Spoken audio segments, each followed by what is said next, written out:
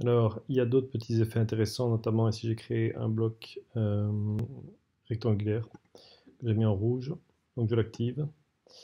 Et ici j'ai une petite pastille jaune. Si je clique deux fois dessus, en fait, il m'affiche des petites pastilles jaunes sur les coins. Et si je bouge mes petites pastilles, il arrondit la forme. Alors ici, en fait, on retrouve cette fonction dans le menu Objet et Options d'arrondi.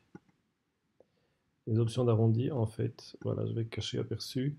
Ici, j'ai programmé, voilà, on peut avoir différents types de bords. Ici, je le mets en millimètres et on voit comme mon aperçu est coché. On voit ce que donnent les arrondis ici, notamment, et ce genre de choses. Donc, on peut avoir pour chaque coin des paramètres d'arrondi différents. Ok. Autre chose ici, si je viens, on va parler un peu des pathfinders. Donc les pathfinders permettent de trouver des formes notamment et de réaliser des unions, etc. Donc je sélectionne mes deux formes ici. Je vais dans Fenêtre, afficher les pathfinders qui sont ici.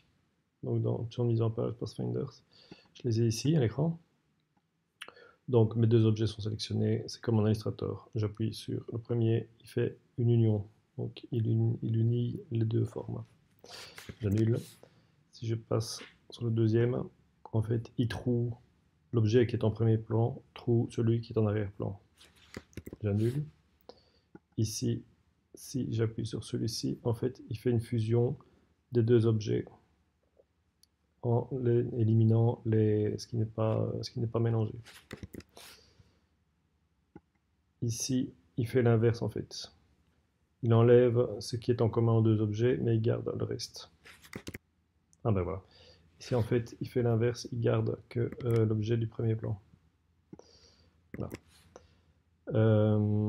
On peut convertir aussi, une fois que vous avez un rond, par exemple, vous pouvez le convertir en carré. Alors le convertir en rectangle arrondi. Ou le convertir en triangle, etc., etc. Ça, donc, ce sont les pathfinders qui sont très intéressants dans certains cas.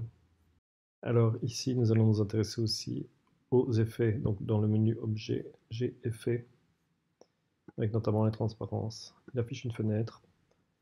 Et ici, je peux donc modifier la transparence du bloc. Et on voit effectivement le bloc vert qui passe derrière. Donc ça, c'est la transparence.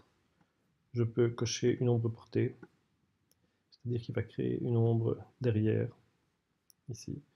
Je peux modifier l'opacité. Donc, il faut l'activer ici. Je peux donc modifier le positionnement de l'ombre, la distance, l'opacité de l'ombre et tout ce genre de paramètres. Si je n'ai pas envie, je la décoche. Il faut évidemment valider. On peut faire aussi une ombre interne, ce genre de choses. Ou une lueur externe. Je ne sais pas si on va bien la voir ici, mais bon. Biseautage estampage, qui donne ce genre d'effet. Satin, qui donne ceci, etc., etc. Il y a pas mal de petits effets intéressants, un peu comme dans Photoshop.